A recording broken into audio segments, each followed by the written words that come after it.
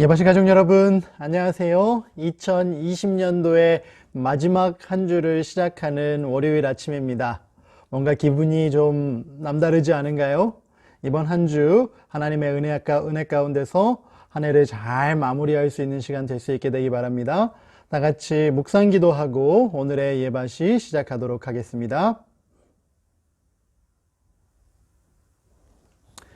이번 한 주간 새로운 찬미를 불러보도록 하겠습니다. 어른들은 많이 불러보신 찬미일 텐데요.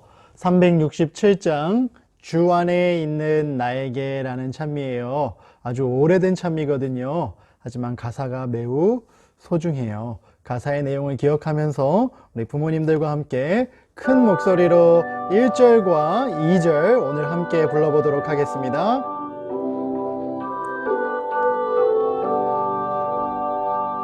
주 안에 있는 나에게 딴 근심이 있으랴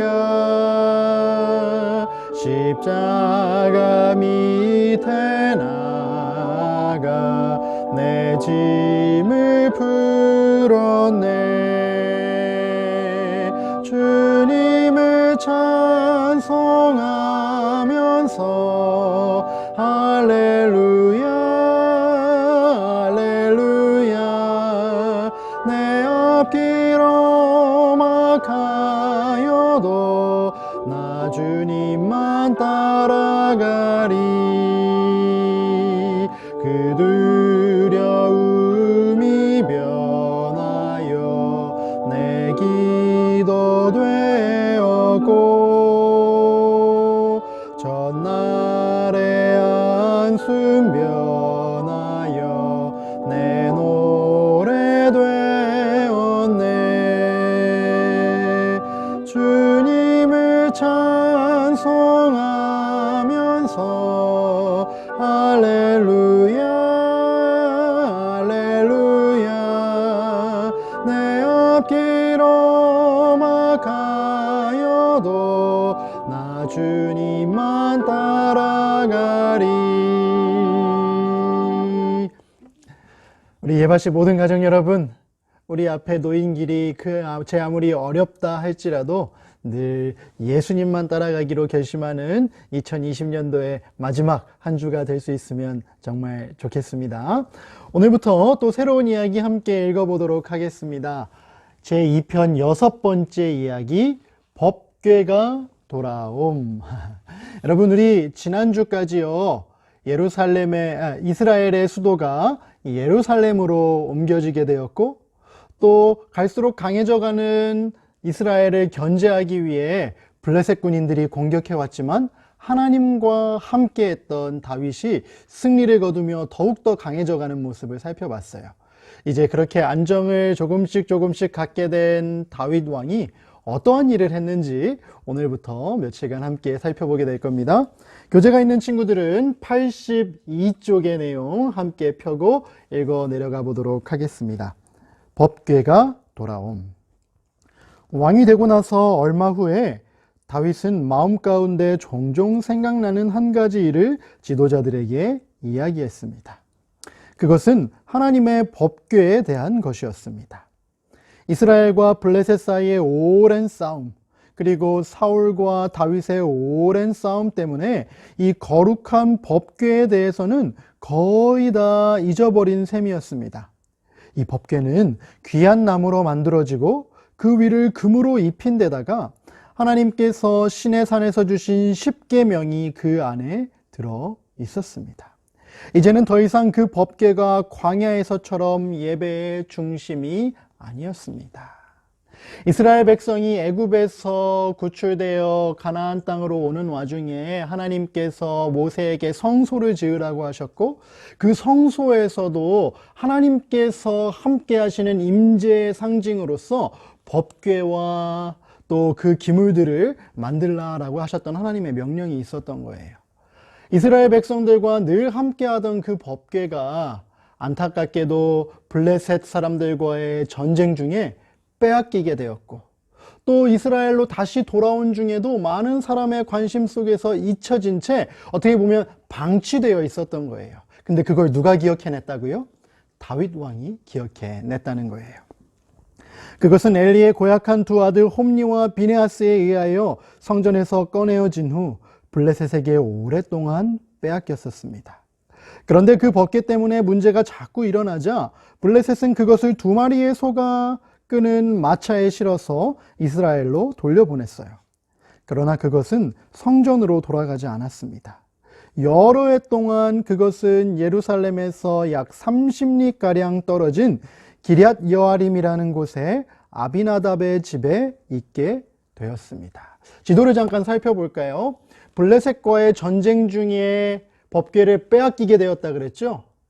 그렇게 법궤를 가져간 블레셋 사람들, 이것만 빼앗으면 이스라엘의 능력의 근원이 사라질 줄로 알았는데 하나님의 법궤를 자기들 마음대로 대한 나머지 하나님께서 블레셋 사람들에게 벌을 하기 시작하셨어요. 안 좋은 일들이 블레셋 땅에 많이 생겨나게 된 거죠. 그래서 법궤를 다시 이스라엘 땅으로 돌려보냈는데 그렇게 돌아오게 된 법궤가 하나님의 성전으로 들어가지 못하고 오늘 말씀에 의하면 여기 보면 기럇 여아림이라는 곳에 아주 오랜 시간 동안 머무르게 되었다라는 거예요. 법궤가 돌고 돌아 블레셋 땅을 거쳐서 다시 이스라엘 땅으로 오긴 왔으나 어디에 머물렀다고요? 기럇 여아림의 아비나답이라는 사람의 집에 보관되게 되었다라는 것이죠. 다윗의 마음에는 이 귀하고 거룩한 법궤를 새로운 수도 예루살렘에 잘 보관해야겠다는 생각이 매우 간절하였습니다. 우리가 우리 하나님의 궤를 옮겨오자 사울의 때에는 우리가 궤 앞에서 묻지 아니하였느니라. 다윗 왕이 제안하는 거죠. 우리가 그동안 하나님의 법궤를 너무 오랫동안 잊고 있었습니다. 하나님께 여쭙고 하나님의 뜻에 따라 이 나라가 움직여야 되지 않겠습니까? 이제 우리 수도 예루살렘으로 그 법궤를 가져옵시다 제안했어요. 다윗의 이 말에 이스라엘의 지도자들은 모두가 다 대찬성이었습니다. 뭇 백성이 이 일을 선하게 여김으로 온 회중이 그대로 행하겠다 한지라. 이에 다윗이 온 이스라엘을 불러 모으고 기럇 여아림에서부터 하나님의 궤를 메어 오고자 했습니다. 이제 이곳 기럇 여아림에서 어디로 가져오기로 했다고요? 다윗성이라고 써져 있는 이곳 예루살렘으로 가져오기로 모두가 함께 동의하고 합의를 봤다는 거예요. 아비나답은 자기 집을 향해 몰려오는 엄청나게 많은 사람들을 보고 깜짝 놀라지 않을 수가 없었습니다. 웬일일까요? 그는 겁이 덜컥 났습니다. 천천의 사람들이 몰려들더니 마침내는 다윗 왕까지 온 것이 아닙니까? 하나님의 법궤는 조심스럽게 집 안으로부터 옮겨져서 예루살렘으로 갈 새 마차 위에 놓여졌습니다. 그렇게 아비나답의 두 아들 웃사와 아히오가 그 마차를 인도하는 영광을 누리게 되었습니다. 다윗의 뜻에 따라 온 이스라엘 사람들이 합의하여 이제 법궤를 어디로 옮기는 거예요? 예루살렘 성으로 옮기게 되는 그 시작점에 대한 이야기를 우리가 살펴보았습니다. 그러면 오늘의 내용을 함께 정리해 볼까요? 1번 시작. 다윗은 많은 사람이 잊고 있던 하나님의 법궤를 기억했어요. 법궤는 하나님의 임재를 상징하는 거룩한 물건이었거든요. 다윗 왕은요, 이제 자신의 나라가 안정되기 시작하자 하나님을 그 나라의 중심으로 모셔야겠다고 생각하고 결심했던 거예요. 법궤는 뭐의 상징이라고요? 하나님의 함께하심의 상징이었거든요. 우리도 늘 하나님의 함께하심을 간구하는 예바시 가족들이 될 수 있으면 좋겠습니다. 두 번째 내용 같이 읽어볼까요? 하나님의 시작. 하나님의 법궤를 수도 예루살렘으로 옮겨온다는 것은 하나님을 다시 나라의 중심으로 모신다는 상징적인 의미였어요. 우리도 하나님을 우리 마음 중심에 모시도록 해요. 아멘. 사울 왕이 통치하는 기간 동안 처음에는 그렇지 않았는데 시간이 흐를수록 사울 왕의 마음이 하나님으로부터 멀어졌다고 이야기했지요. 그렇게 하나님의 법궤가 잊혀졌어요. 하지만 다윗은 하나님과 그 마음의 거리가 굉장히 가까운 사람이었어요. 그래서 법궤를 이스라엘의 중심에 가져다 놓기로 한 것이죠. 여러분 마음속에는 누가 자리 잡고 있나요? 목사님 오늘 아침 간절히 바라기는 하나님께서, 예수님께서 우리 마음에 가장 소중한 자리를 차지하고 계실 수 있으면 정말 좋겠습니다. 다 같이 기도하고 오늘의 예배 마치도록 하겠습니다.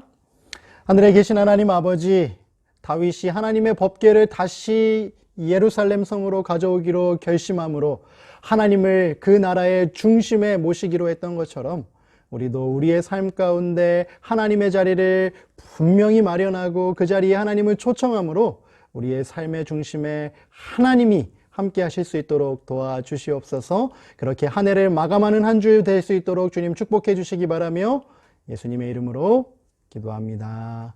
아멘.